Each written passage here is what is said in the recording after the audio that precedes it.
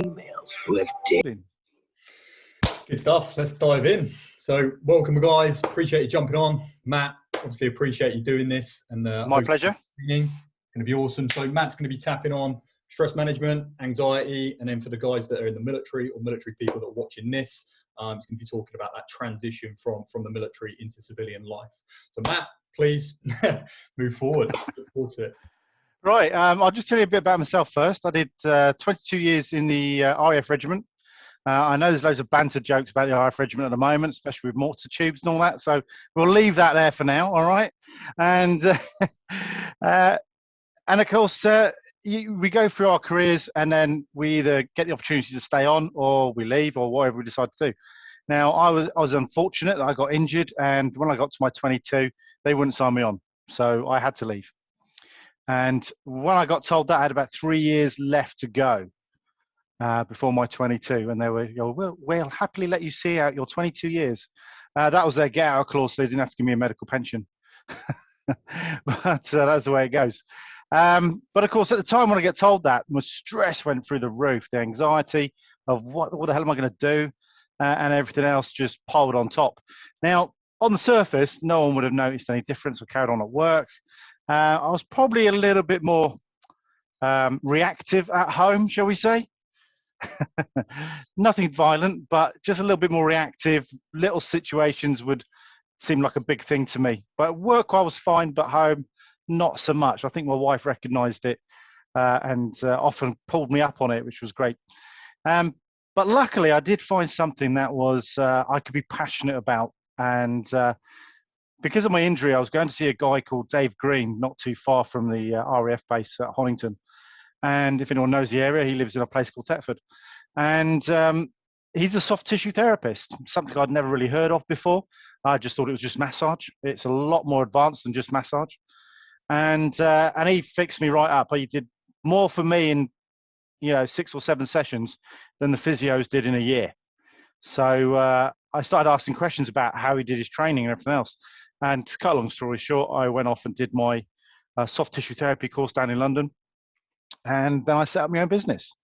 And I probably had a year left in the RAF after I did all my qualifications under resettlement, where I basically had 2 jobs, working all day for the RAF and then working evenings and weekends building up a business.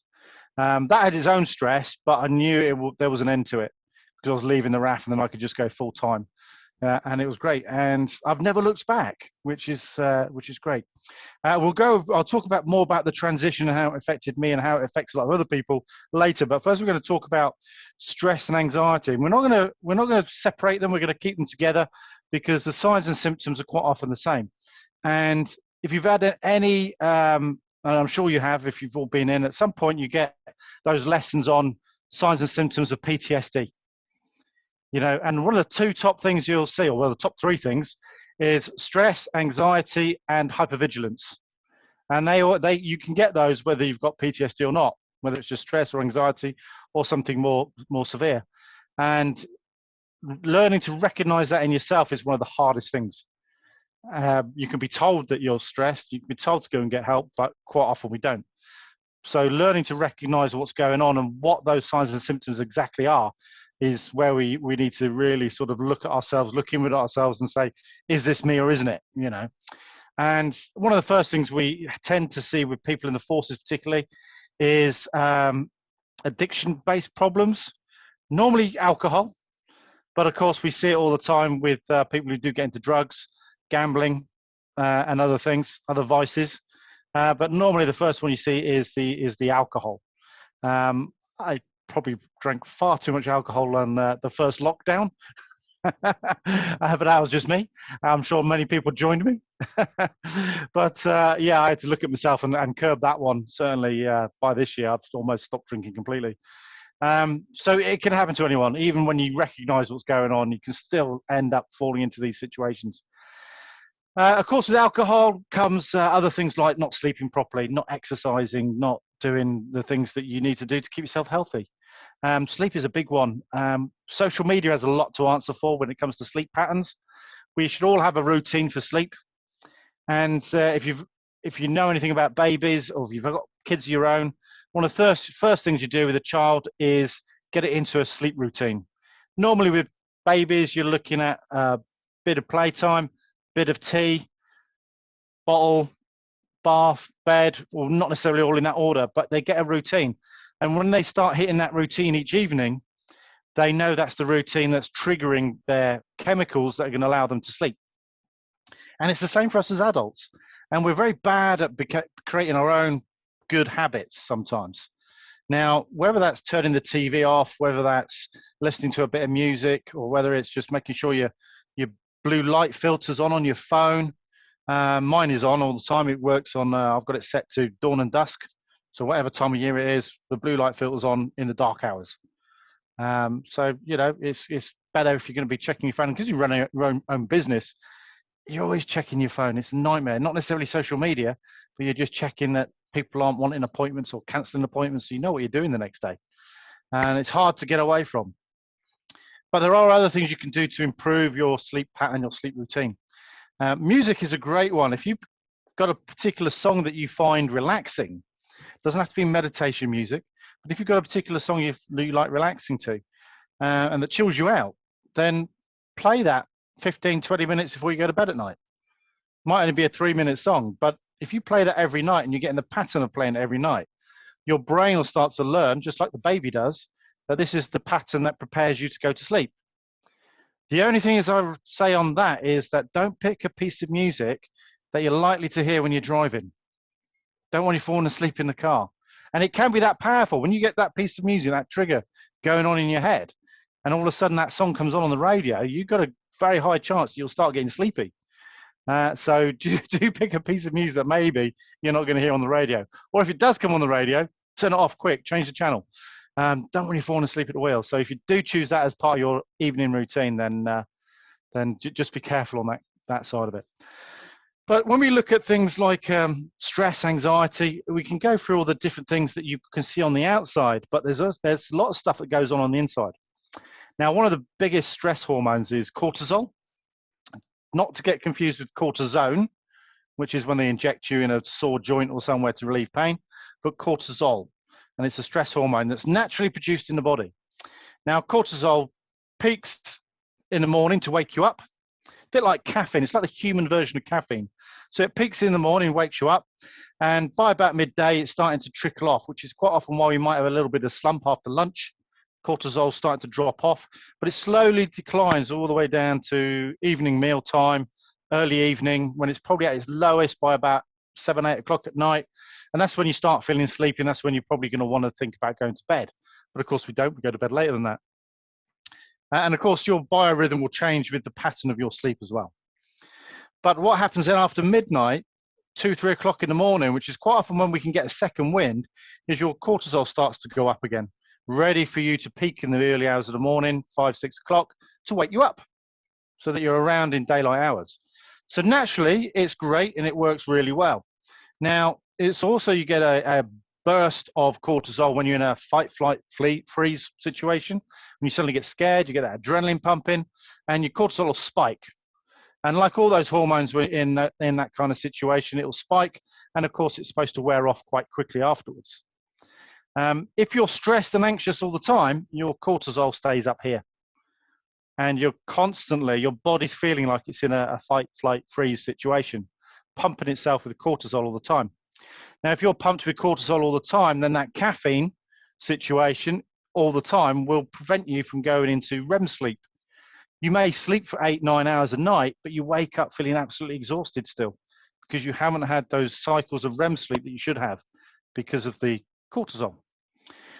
So you wake up feeling fatigued, you drink more coffee, and you just end up with a vicious cycle of not being able to sleep or not being able to sleep properly. You might fall asleep. And it can happen if you've got constant pain, chronic pain conditions. Your cortisol levels can be raised and you can sleep for 8, 12 hours, but you wake up feeling fatigued still because your brain hasn't had a chance to declutter during those REM sleep periods. So cortisol can have a really nasty effect on the body through the sleep pattern alone. But what it also does when it's in high levels for a sustained period of time is it will start to attack your brain cells. So part of the things that you'll notice with stress, and it's certainly the things that a doctor would look for, is your ability to focus, your ability to concentrate, your short-term memory, okay? And if you're struggling with any of those, then it could be that you're suffering with stress and your cortisol level's too high. Now, the way cortisol attacks the brain is sounds quite violent in the fact that it creates something called a free radical. It's an oxygen cell which runs around the body with nothing to do. And it basically, this oxygen cell will attach itself to a brain cell and cause the brain cell to explode. Thankfully, we don't feel it. It's painless. And a lot of the time, those kind of brain cells will be able to repair or be replaced. So it's not like you're going to suddenly end up with Alzheimer's in your early 30s or something. You can get out of it and you can repair itself, but it does take time, of course. So getting that horrible brain fog, getting that short-term memory loss, forgetting why you went into the toilet, who knows?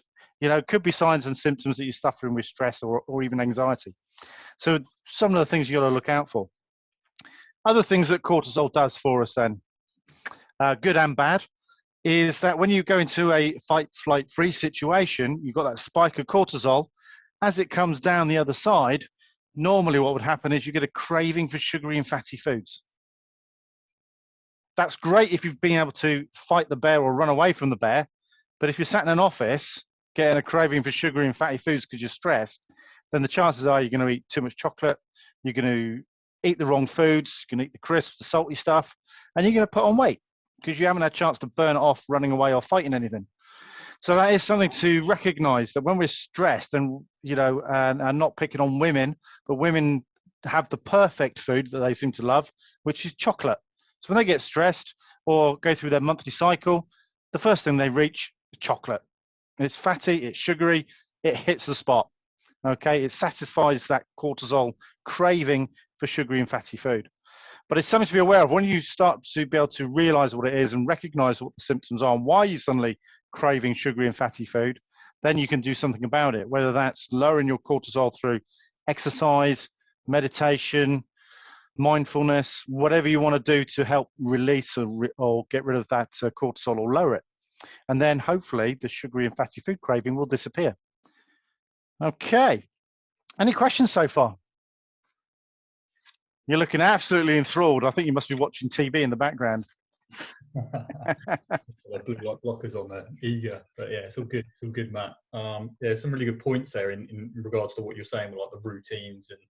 And from what I see, a lot of it is to do with the environment, like what we expose ourselves to, what we're ingesting, has a huge part on sort of like the way our body sort of reacts. And a lot of this can be controlled from my experience of working with people.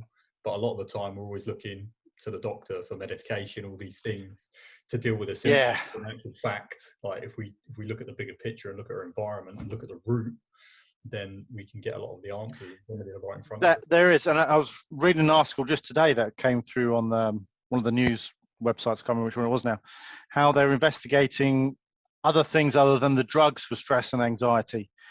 Normally because the dopamine and serotonin is being depleted. That's something else that cortisol does. It's almost like a balance. When your cortisol goes up, your serotonin and dopamine goes down. So when you're depleted in serotonin and dopamine, you get lethargic, you have no oomph, no get up and go, you don't want to go and do anything. And it's a fighting battle then. You're fighting against not only cortisol and the stress, but the depletion of the good hormones that you need to get up and go and do stuff. And the reason why they're looking at finding other alternatives to, normally what you get is, just trying to remember now, is it Cerelopran or something? I can't remember the name of it, but it's basically a serotonin replacement. And they give you this lovely drug, makes you feel great, makes you feel a little bit high, makes you feel good. But as soon as you can't stay on it for very long, okay? They don't like you to be on it for years, put it that way. And then they try and wean you off it. And all that happens is you go back to the way you were 9 times out of 10. So you've had a nice plaster on, it's made you feel good. As soon as you take the plaster off, the wound is still there festering. And you just end up back at square one. You haven't solved the problem, you haven't got to the root cause. And yeah, you're not fixing the problem. So temporary fix. And I'm not saying people shouldn't take it, because if you're that low and depressed and suicidal, then it can be a great way of getting you out of that trough. And then being able to have a little bit of oomph to be able to do exercise, mindfulness, meditation, whatever you need to do to climb out of that trough and wean yourself off at the same time. So it does have its purpose, but you do have to be careful if you're just coming off it and doing nothing else, because the chances are you're not going to, your serotonin and dopamine are going to drop off, and you're not going to end up the way you should feel. You know, just going back, end up back at square one. So just going through some notes here, to apologize. Loads to talk about. So we talked about some of the things that it has an effect on. Stress and anxiety and high levels of cortisol has a lot more effect on the body than we initially think, and it's quite often hidden unless you've taken blood tests and stuff like that. So we can end up with insulin problems, such as high sugar levels for no apparent reason. Okay, it just messes with the body. Particularly in women of an older age, you get lower bone density, but it can happen to men as well. Okay, so it's something we need to look out for. Particularly with men, we seem to gain more abdominal fat. And again, it's just because the whole system in your body's messed up. We've already mentioned about sleep. And of course, with all these together, you're looking at a poor immune system. Okay, a degraded immune system. Now, when everyone says that you can boost your immune system, well, no, you can't. You can only try and get your immune system back up to the way it should be working normally. You can't boost it. Okay, the immune system works as well as it does, and that's it. I hate it when I see adverts saying boost your immune system, because you can't. What you might be able to do, of course, if you've got a poor immune system, is bring it back up to the level it should be, which of course is where we want it to be, because when it's working properly, it does its job, helps fight against infections, etc. One that some may see is a reduced sex drive. It can affect your libido. It could affect your testosterone levels, which is obviously something we don't want to happen. Mood swings, obviously. And other things that we quite often get, and I've certainly had it myself, is acid reflux, indigestion problems. Now, there's a chicken and egg thing when it comes to things like Crohn's disease or IBS, because these quite often flare up in stress periods. Now, no one ever really knows, did you get IBS and then stress, or did you get stress that caused the IBS? Chicken and egg, who knows? But what we do know, of course, though, if you've got IBS, you get stressed, you'll have a flare up, and you'll get all the stomach cramps and all the stomach pains. And that can go for quite a lot of other conditions as well. Not too sure what causes what, but if stress makes it worse, then you need to be aware of that and know how to deal with it. Okay, so what can we do about stress and anxiety and all this cortisol levels? We've already mentioned about improving your sleep pattern. If you can get your 7 to 8 hours of sleep every night, you're going to wake up feeling a lot more refreshed and a lot more energy, so therefore you're going to feel more inclined to want to go and do exercise, for example. But of course, there are days when you still wake up tired. And again, we can do things to improve our morning routine. Now, whether you like to do meditation, whether you like to just go for a walk with the dog, do a bit of mindfulness. You probably don't even know you're doing mindfulness sometimes, but quite often we do it. When I certainly do when I'm out with the dog, I'll just go off into my own little world for a bit. You know, as long as I'm keeping an eye on the dogs and they're not getting run over or anything, then I can just let my mind wander. Now, exercise is a great one for that, of course. I used to love running until my knee got damaged. And when I go for a run, 40-minute run, I'll come back feeling refreshed. My head was clear, but I didn't think about much. I can never remember what I thought about on my run. It was just like, it just emptied my mind. It's like its own form of meditation. And I'm sure you've all had periods, especially if you've been in the forces, another boot run, and you just switch off because it's so boring. You just don't think about anything.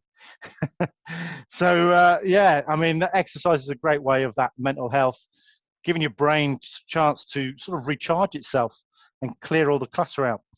And there's loads of exercise. Because of my knee and I can't run anymore, I had to find different exercises to do.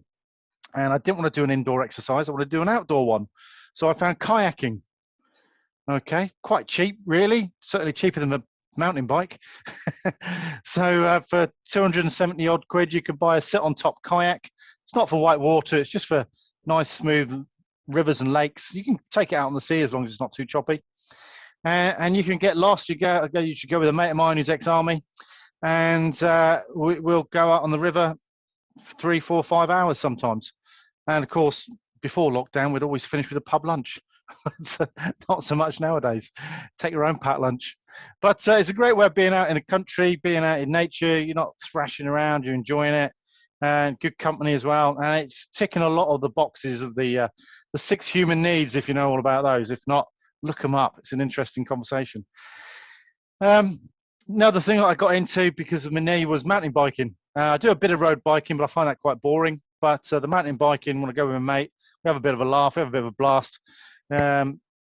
Always makes your day if you fall off and don't hurt yourself. So always good fun. But again, you're outside, you're in the countryside, you're getting that vitamin D and all that good stuff, and you're getting your heart rate up. So exercise is great for your own mental health. Can't emphasize that enough. Now, I'm not the fittest and healthiest looking bloke. I have put on weight since I left the forces, but everything else seems pretty good. And all the heart checks I've had and everything, my heart came back strong, apparently, which is good. Can't argue with that. Age 53, got a strong heart. Other things we can do then to help with stress and anxiety. Now, sometimes we need a little bit of help. We should go to a professional for that. Whether it's like Matt came to me for some hypnotherapy, I do combination. I'm classed as a hypnotherapist, but I incorporate life coaching, NLP, neuro linguistic programming, CBT, cognitive behavioral therapy. I combine them all into whatever therapy session the person needs when they walk in. They may think they need one thing. I might give them what they actually need when they walk in, but who knows? We'll see what happens when they walk in. Some people come in thinking they know what the problem is and walk out finding they've got 4 other problems that we've just dealt with, and the problem they came in with was nothing to do with it. So on a conscious level, we can tell ourselves till we're blue in the face that we know what the problem is, but on an unconscious level, it could be something completely different. And when it comes to past traumas, quite often we've forgotten what they are, or we just don't think about them anymore. We think we've put them to bed. And yet I've many times in sessions, suddenly it all pops out. Let the lid off the pressure cooker and it all goes out. And that's where it needs to be. That's obviously what needed to happen because that's what came out. And we shouldn't ever be scared to ask for help. And sometimes it can just be a conversation. I've had conversations with people that have literally turned people's lives around. Whether I use metaphors, neuro-linguistic programming, whatever. But it almost like sometimes the penny just needs to drop, and it hasn't until that point. And if you can get the right language for their subconscious brain normally, then quite often, like I say, the penny will drop and it just, wow, all of a sudden the clarity is there that they needed. And that's what it takes sometimes, and it's just a matter of asking for help. Now, how does this all tie in with leaving the military?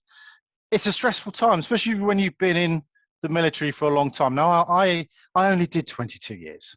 There are people who've done 35, 40, and is it now that you're allowed to stay until 65? It's bloody incredible. What's all that about? Christ, I wouldn't want to be running around doing anything like that when I'm 65. But yeah, for some, I think if you're a warrant officer, you can stay until 65 now. Is that right? Not if I'm right, or am I wrong? Is it 60? Yeah, it used to be 55. Yeah, it's different with each sort of with each service, I think. Yeah. But yeah, there's some mental things staying for a long. But hands up if you know anyone who left the forces, failed as a civvy, and joined back up. Yeah, loads of them. Now, if it's any of my mates, I just tell them they're a failed civvy. They couldn't hack it. But I know loads of guys who joined back into FTRS, full-time reservists and all that. Some who are young enough will join back up and carry on with their career. And but what went wrong for them? You know, they just, for whatever reason, the stress of it all got too much, and they want the easy life where you've got the protection of the military, that umbrella that gives you that security of a wage packet. And, you know, it's less stress, less anxiety. And it is difficult. I've gone through some of those stresses myself, especially with lockdown, paying a mortgage, feeding the wife and the dogs, and keeping it all, trying to keep it all together. But thankfully, I'm not at that breaking point yet. But it is something that you do think about. You know, how long does this go on for? It goes on for 2 years, 3 years. There's a lot of businesses that are going to go out of work. But if we look beyond COVID, before COVID, and there's a lot of people who just for whatever reason couldn't hack it in the military. And you also know those kind of people who have left because they can't stay in for whatever reason, age, injury, whatever, who all they do, even though they might have only done 4, 5, 6 years, that military life was everything to them. And you see them in their 50s, 60s, you know, they're green through and through, whatever color regiment badge you wore, whatever it was. And you're thinking, well, you only did 3 or 4 years. Why does it mean so much to you? You know, compared to those people who maybe did 22 years or 35 years. But they're just hankering for the old days all the time, you know, when they were at their fittest, when they were at their best. And they're just stuck in the past constantly. And this is something I've noticed when I've worked with ex-military. Those that have got something passionate to do outside or passionate to do when they leave don't look backwards and hanker for the past. Now, quite often you see the kind of jobs that are boring are the guys that are struggling in Civvy Street. Now, infantry-based jobs don't tend to give you a lot of qualifications into Civvy Street.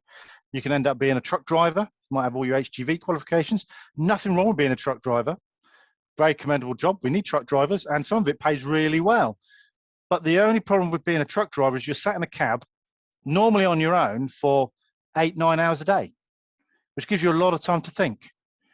And if you start spiraling into what used to be, what if, regrets, all those other negative thoughts, then you're going to come home feeling shit every night, regardless of how good the job is. Okay, but you get a lot of time to think, and quite often you're on your own. Other jobs like that are security jobs, even police. You know, quite a lot. We know what it's like in the military and police and things like that. You can spend a lot of time sat around doing nothing, waiting for something to happen. And of course, then you've got too much time to think because you're not thinking in the right way. You're always hankering for the good old days. So you're stuck in the past, and that can be really detrimental to you mentally and physically. Again, you're going to end up being stressed, depressed, all that horrible stuff, and you could end up drink, drugs, whatever. Not always, of course. I'm not saying everyone does that just because they're stressed. Excuse me a minute. But it's something to look out for when you see it, whether it's in yourself, in your own job, in your own life. Now, it doesn't mean that you have to give up your job and try and find your passion or whatever. It might just mean that you need a hobby, something that to work for. So you work Monday to Friday so that you can do your hobby at the weekends or whatever it is. So when you find that passion that you can do outside of work, that gives you that boost, it gives you that thing to look forward to, it gives you that thing to think about outside of looking backwards into the past and how good life used to be. And it's all about I hate to say it, this is a massive cliche, the power of positive thinking. It has a lot to be said for it, though. If you can train yourself to think more positively and think about the good things that, you know, what you're blessed for, you know, be grateful. I mean, one of the great things you can do every morning is just list things that you're grateful for and why you're grateful for them. So don't just list, I'm grateful for my wife, for example. I want to say I'm grateful for my wife because she supports me in everything I do in work. She's a great cook, and I might have another few list things, but I'm not going to say on here. You know, don't just list what you're grateful for, list why you're grateful for them. And that gives you a nice feeling. It gives you that little bit of an endorphin kick in the morning, that little bit of a dopamine rush, being thankful for something. And it's something so simple. And it takes 2 minutes in the morning. You do it while you're lying in bed thinking, I really need to go out for a piss. You know, you can just think, well, what am I grateful for? I'm grateful I'm sat in this bed, lovely and warm, cozy, whatever it is. And you can go through things that you're grateful for. And you will get an endorphin rush or a dopamine rush or both. And it makes you feel good. So therefore, you're going to start your day in a better light. Hopefully then you'll have a good day, and you know, whatever gets thrown at you, you'll be able to overcome it, override it without too many problems. So being grateful in the morning is a great way to start your day. Puts a smile on your face, and you've got that nice dopamine, you know, that rush in the morning to get you up and going, keep you smiling. And of course, you can do that any time during the day. It doesn't have to just be done in the morning. I've forgotten where I was going with that now. Got distracted on gratefulness. What was I talking about? It's creating a positive mindset. Oh yeah, that's it. Yeah. Now, as human beings, we need anxiety. And we will need stress, but stress less so. Stress happens usually because of circumstance. But we need anxiety, and it's anxiety that has made the human race such a thriving animal, if you want to call it that. And because we have the ability to think beyond the now. We can anticipate things from our experiences of what might happen in the future. Now that's great if you're in a situation that might be life and death. And if we look at it, a simple example that I like to use with clients is that imagine Mr. Caveman walking through a wood with his spears, out hunting, and there's a big green bush in the wood. And as he passes the green bush, a bear jumps out behind it. Okay, and he's got to fight the bear, but the bear's too big, so he runs off and manages to live and survive and carry on for another day. Now, it could be weeks, it could be months, it could be years later, maybe even on a different continent, but he's walking through a wood and he sees a bush very similar to the one that's big enough to hide a bear behind. So he's got his spear ready, he's cautious, he gets that anxiety, a bit of heart rate. You know, what if there's a bear here? It might kill me. And so he takes a bit of a wider berth, he walks around, and lo and behold, there's no bear. But he was ready just in case there was one. And hopefully, if there was one, because he was ready, he'd have been quicker, faster, more responsive. He might even be able to stab the bear, kill it, and have dinner. So his survival chances were a lot higher the second time round because he was ready for it. And that's what makes the human beings so good at surviving, is we have this ability to, you know, foresee what might happen in the future. Now that's great in a survival situation, but when it starts coming into our everyday, and you hear people outlandishly, what if such and such happens? What if I'm driving home and I have a car crash? What, you know, how many times have you driven home so far? You know, thousands of times. Have you had a crash yet? No. What's the chance of you having a crash tonight? Probably 0.0001%. Doesn't mean to say it won't happen, but the chances are it won't happen. So it's always good to be cautious and drive carefully. But if we always start living in that fear and worry all the time, then we're going to raise our cortisol levels and we're going to have all those physical and mental problems that come with it. And it's that spiral of negativity that we can get led into that just makes our lives a whole lot worse. Now, like I say, we need that anxiety to survive. And quite often we need that anxiety in certain situations, like when you're going for a job interview. Get a bit of adrenaline rush, get ready to perform, whatever it is. But of course, we need it to switch off afterwards. But quite often when people have general anxiety disorders particularly, they're just focused on what if all the time. And it can be completely outlandish.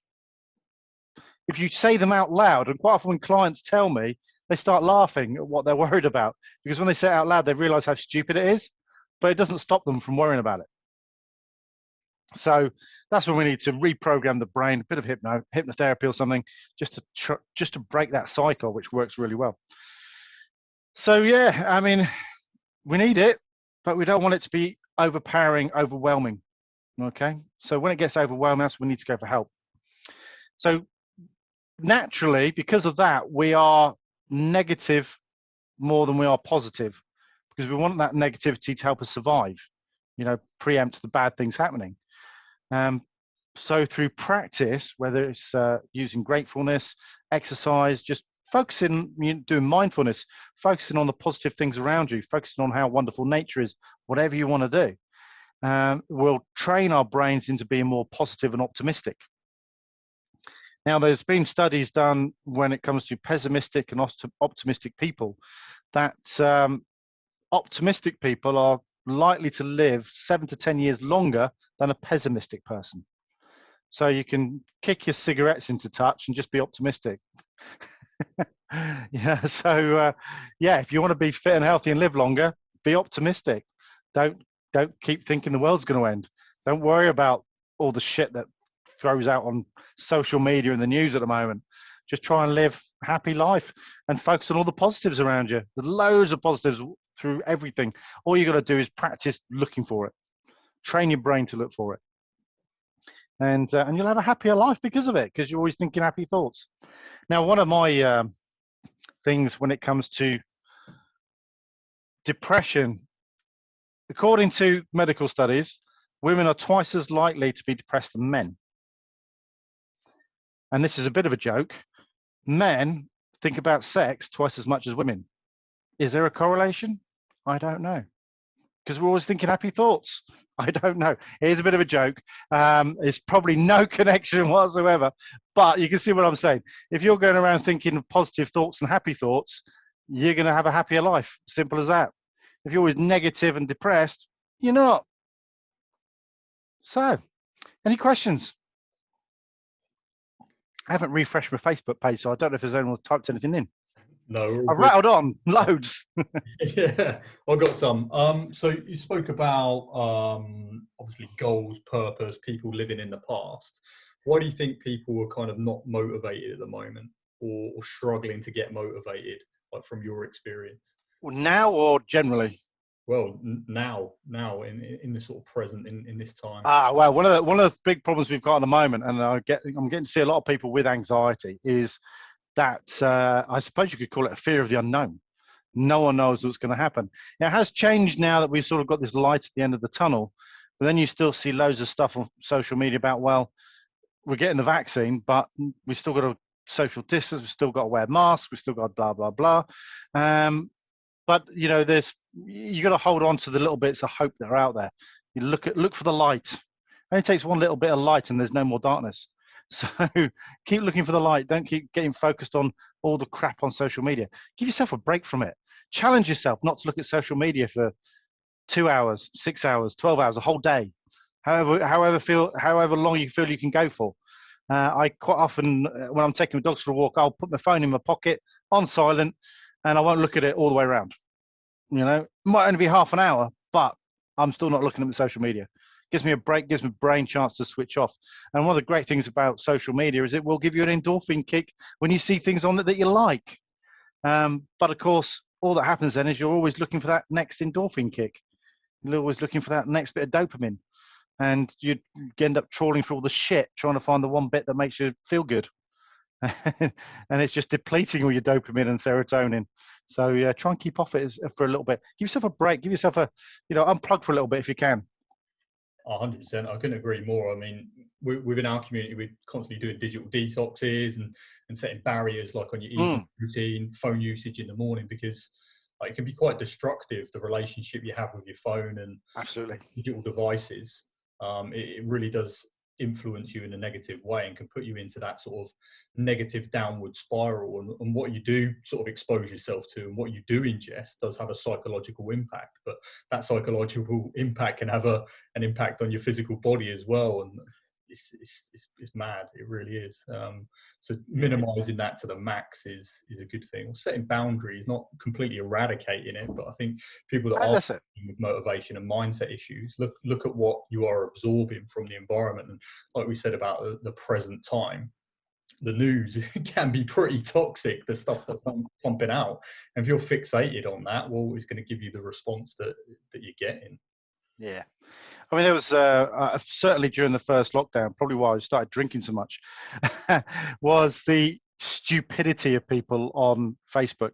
The Facebook experts, you know, about vaccines, about Bill Gates, about aliens, about whatever. And you're like, really?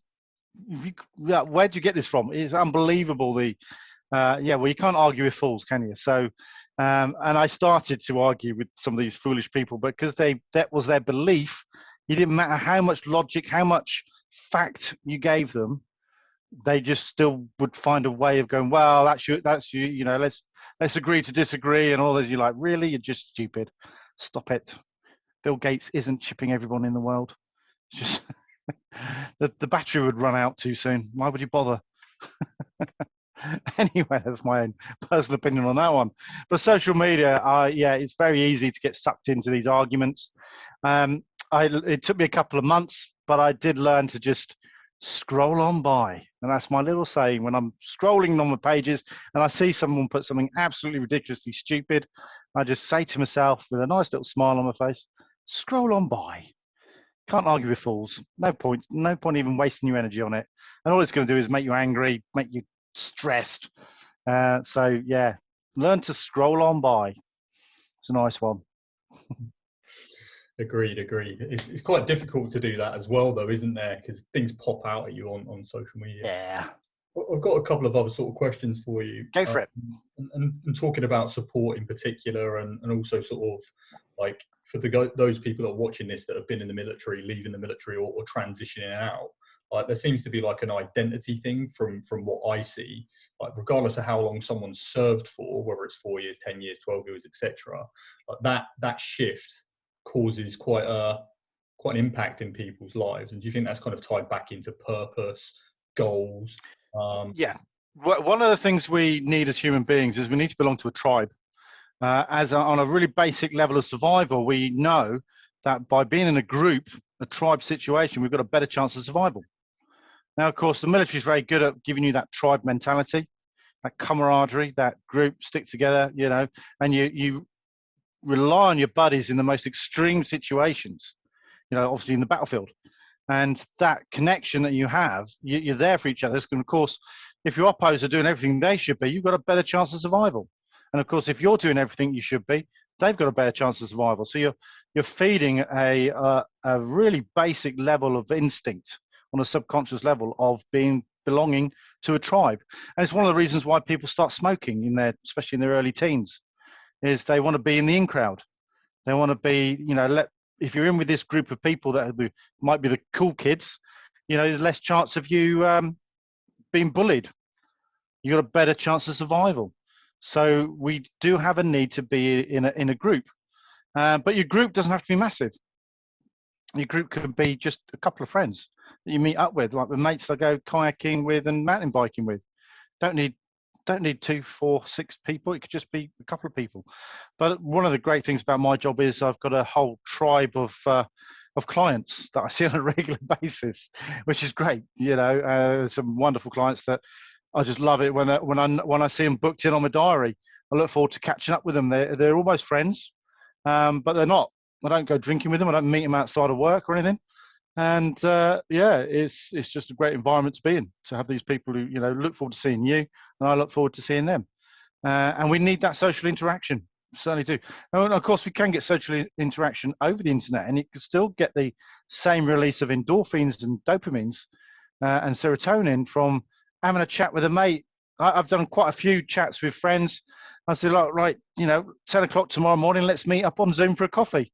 So we'll both have our brew, and we'll sat there and we'll put the worlds to right, you know, have a bit of a laugh, bit of a joke, bit of a whinge, get everything off your chest. And, you know, hour and a half later, you don't realize how fast the time's gone. Oh shit, I've got a client coming in a minute. and you have to move on, but you move on with a bit of a smile because you've just had that nice social interaction. And if you look back at the 6 human needs, then it's certainly one of the things we need is that connection, that social interaction.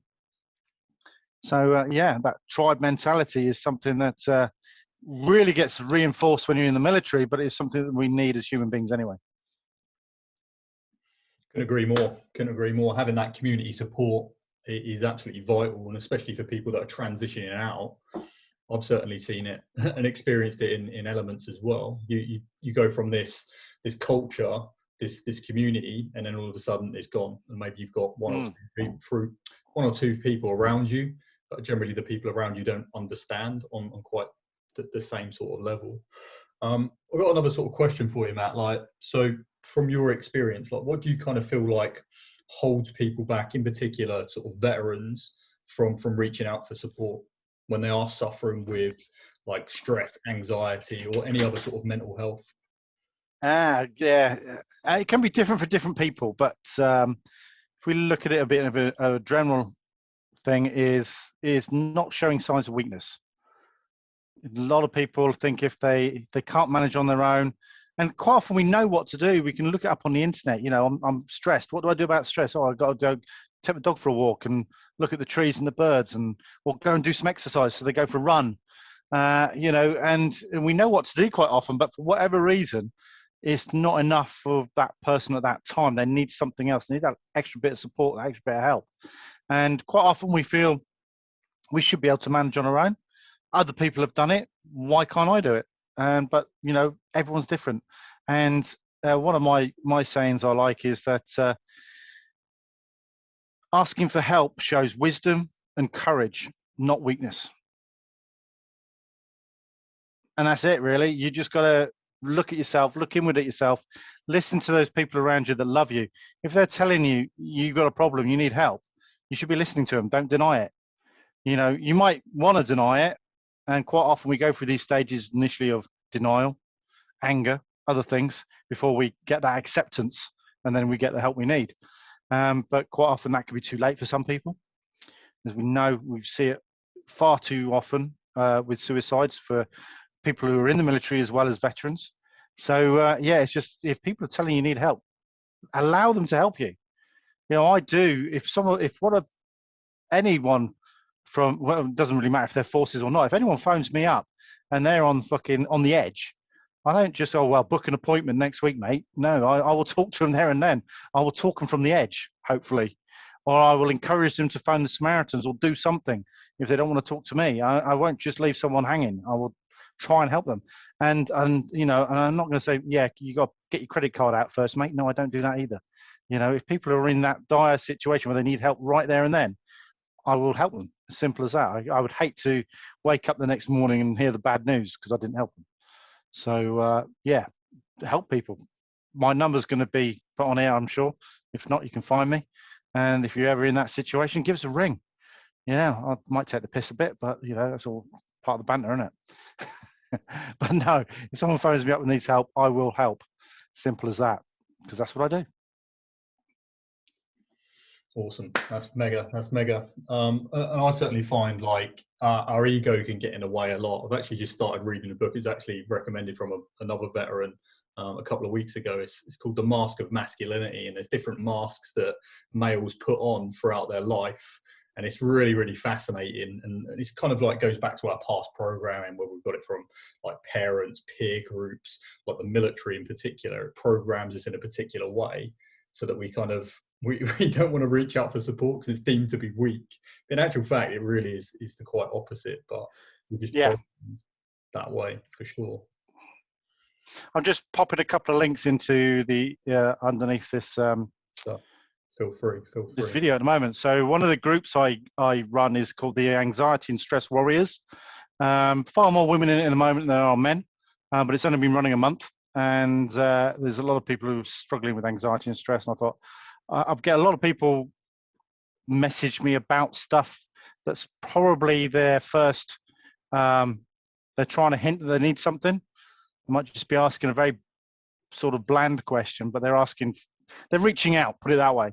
So by having this group up and running, people can reach out through there, and I'll put stuff out there on a daily basis just to give people a bit of encouragement and help them out. So by all means, hit the link and join the Anxiety and Stress Warriors. I'm just going to put a couple other links in there as well. One thing you might like to do, if you like listening to podcasts, I run a podcast with a guy called Lewis Pierce, who's an ex RAF engineer or something. And we've got 40 plus odd episodes so far. If you're bored at night and you can't sleep, I'll put you to sleep. It can be quite interesting. We cover all sorts of things on there. And we've had some great guests on it as well. We haven't had you yet, Matt. Might have to do that one. Awesome. I'd love to. And if you go to my website, I have a YouTube channel. The link is on there. My Facebook page link is on there. You can find me. All my details are on there. I'll just type that one in. Way.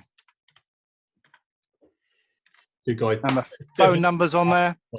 Definitely check out Matt's work. Like Matt said at the start of the call, like I've done hypnotherapy with him. I'm booked in for like physio, sports massage. Like, just use the support most definitely. And going back to the point what you said about your group as well, like people are like putting subtle hints, subtle signs in there. It'd be very indirect, very generalized. That's them trying to scratch the surface. Like, I do need help, but they can't kind of break down those internal barriers to go that next step. And there's probably taken a lot of struggle to get to that point. But from what I see, there's a lot of people out there right now that they don't show any signs because of that past program, because of that ego. They don't want to reach out for, and they know deep down they need it, but they can't take that action. Sometimes the subtlest of things can be as simple as, do you fancy meeting up for a brew? You know, you might just dismiss that and think, oh, I'm too busy. But it might be them actually saying, I could do with someone to talk to. I'm feeling a bit shit right now. You know, but they won't say that. They'll just say, do you fancy meeting out for a brew? So yeah, just be a bit aware of what could be underneath the question, what could be behind the question. You know, it might not be just because they like you and want to be with you. It might be that they just, they actually need someone to talk to. So something as simple as that. Yeah. We've got 2 ears and 1 mouth for a reason. And I've done a lot with 1 mouth today. Guys, anyone got any questions at all? I know there's a lot of people on here that can relate. Unmic yourself if you want to have a quick question put in or whatever. Yeah, I've got one.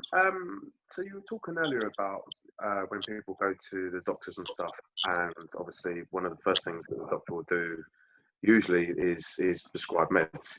Mm-hmm. What's your thoughts on the sort of the clinical trials that have been happening with the use of alternative medicines like psychedelics and stuff like that? Because I've been doing a lot of reading about the stuff that's happening in the States where veterans are prescribed mushrooms and stuff like that. Not enough to get them sort of, you know, seeing pink dragons and whatnot, but it's enough to get the creative juices going through the brain, and as it were, and it actually sort of helps with depression and anxiety and stuff.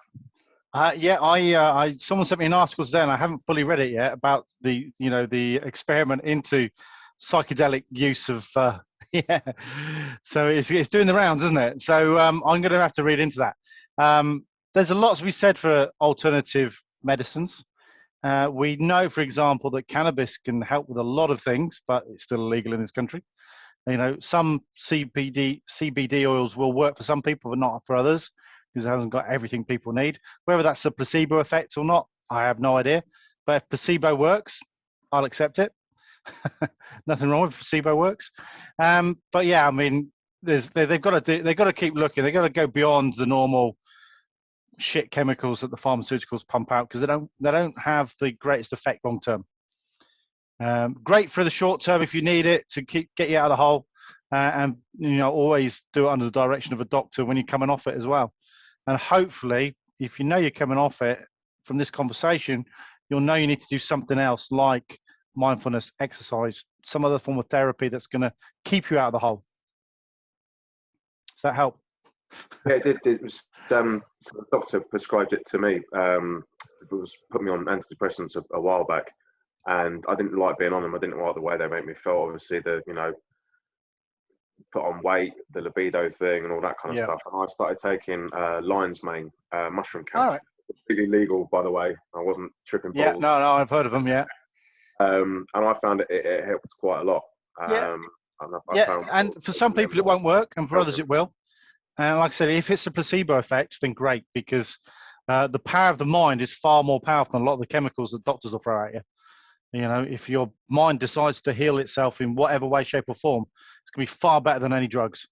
And we can fool ourselves into illness, and we can fool ourselves well again. So yeah, it's all about that mindset.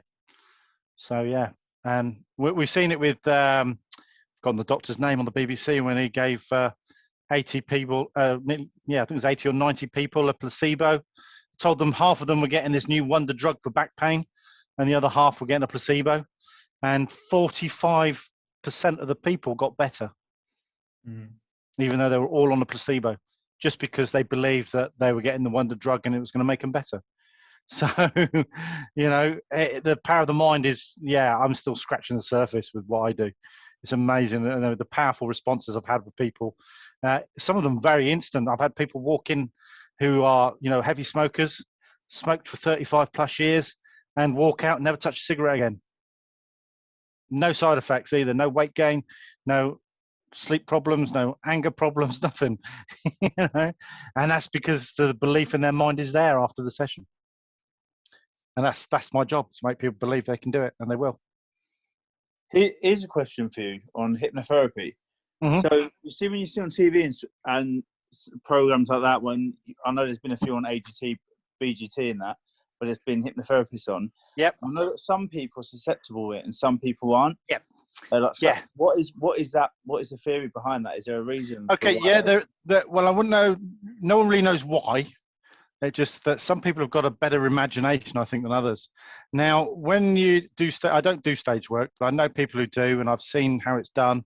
And what you don't see quite often on TV is what we call the pre-talk and the pre-selection. So they might, and I've done a little bit with group work, when you look for the people who you know are going to be better at going into hypnosis than others, go into that deeper trance.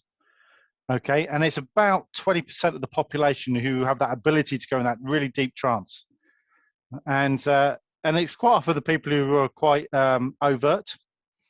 Yeah, so which is not a bad thing because they don't fear embarrassment. But you know, if you imagine you've got a hall of 200 people, and I want to get people up on stage for a bit of a hypnotherapy show or a hypnosis show, out of that 200 people, I might only find about 20 people who will be able to come up on stage. If I get 20 people up on stage, all of a sudden, some of them will suddenly decide they don't want to do it. So out of that 20 people, you might only get 4 or 5 you can actually work with. So it's quite a low percentage because other things can kick in and people don't want to be made a fool of or whatever. You usually find the people who are confident and got a good and are very intelligent normally as well, hence why they're confident quite often, are the ones that work really well in those kind of stage shows. So it's got nothing to do with intelligence. It's got nothing to do with stupidity. It's got nothing to do with being more suggestible. It's, I suppose, in a way, it's being more acceptable. And those are the people that will go into a really deep trance and you can do really fun stuff with. In the therapy room, it doesn't matter. It doesn't matter how deep the trance is, as long as we achieve focus and we get that person focusing on exactly what we want them to focus on, then they go into a little bit of a trance anyway. Now, we can all go into a trance state. We quite often do it when we're watching TV, for example, and your partner talks to you and you don't hear it. Happens to be far too often. Or when you're driving that same route on a daily basis and all of a sudden you get to your destination, you can't remember how you got there. But you've driven perfectly fine. You haven't left a wake of mayhem behind you. No scratches on the car. But you just can't remember anything about the journey because you've gone into a little bit of a trance. And because your subconscious has 2 roles, keeping you alive, so survival and pursuit of happiness, it's kept you comfortable on the car journey. It's driven perfectly. If you had a dash cam, you've probably driven better than you've ever done before because your subconscious is doing it for you. And your subconscious has learned to drive. You don't get that with new drivers. It usually takes about 3 to 5 years before new drivers then can go into a trance when they're driving. Not something you should do on purpose because then that would be the wrong kind of trance. But yeah, we can all do it. Anyone can do it. So it's people might not feel they're in a deep trance or a hypnotic trance, but it doesn't mean to say that we haven't got access to the subconscious and making changes. It's very rare that I've had someone come in and it hasn't worked at all. Very, very rare. And if any smokers out there, I've got about a 90% success rate on smoking cessation. Give us a call. Love helping smokers because I'm an ex-smoker myself.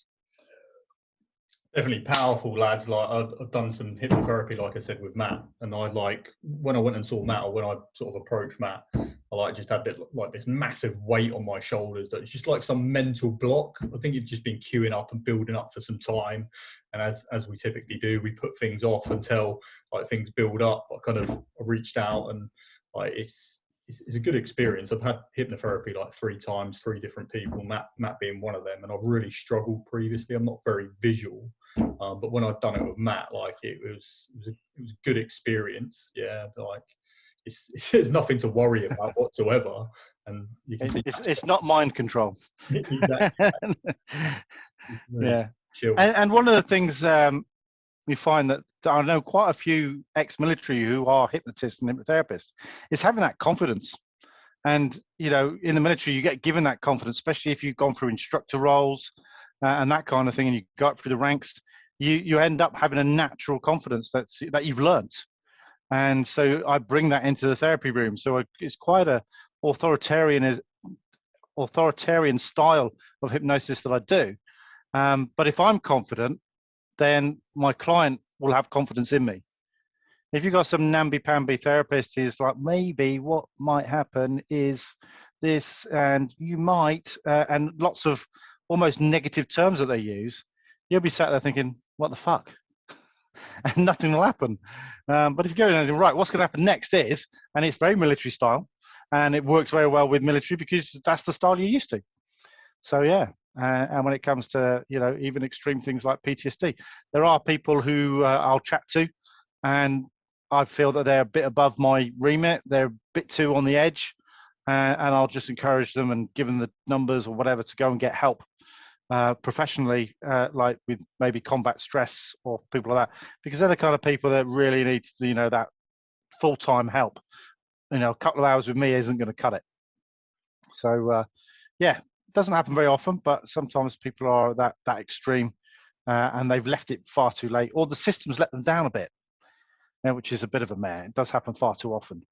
And I know a lot of guys who've been struggling during these lockdowns because they've not been able to go to their group meetings, their therapy sessions, and their therapists are letting them down because they're not turning up on time on the Zoom call that's been arranged and all the rest of it.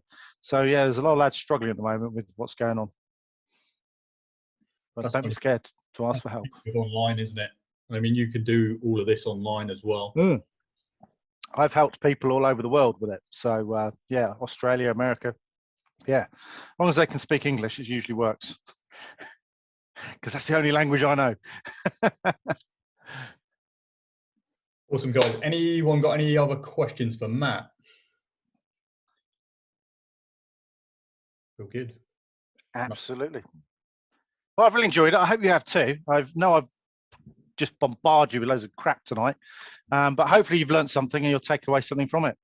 And we can always do a part 2 if you've got further questions. Drop them either directly to Matt or myself, and we can maybe set up something again in the future. Spot on, spot on. Really appreciate your time tonight, Matt, and I know the guys are taking massive value from this. I have as well, and yeah, I look forward to seeing you again tomorrow for some treatment. Yeah, get me elbows ready. Get me 9 centimetre acupuncture needles out. Looking forward to it. It'll be good. It'll be good. All right. Like Matt said, tap him up if you've got any further questions. Likewise, I'm here. I can sort of link you to that, but I can completely vouch for what he does. It's really good work, and like I said, I appreciate your time. And thank you very much, guys. Yeah. All right, guys. Catch you later. Have a good evening. Cheers, Matt. See you later. Take care. Bye. Cheers, Matt. Nice one.